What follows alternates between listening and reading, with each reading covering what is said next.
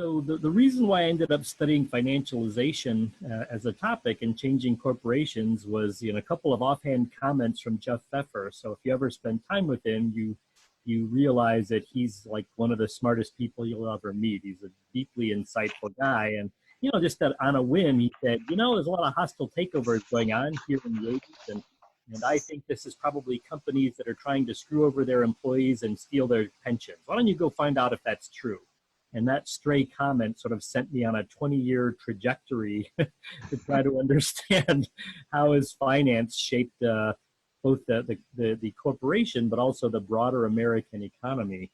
And like one of the things that distinguishes, I think, everyone that I mentioned, and especially Jeff or Mayor Zald, had this amazing capacity to sort of see events in the world and ask, what is this a case of?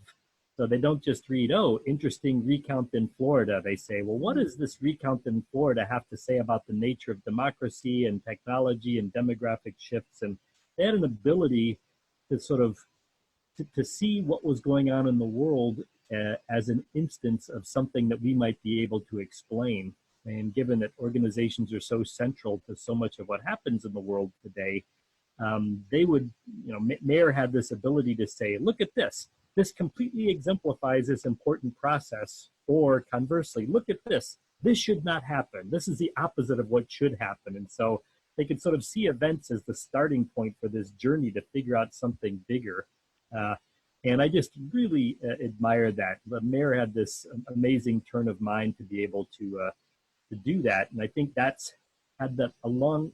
I mean, in meeting him, 30-something years ago, just seeing him come in and say, I read something in the paper today, and here's what it means to me. I thought, what do I have to do to be like Mayer?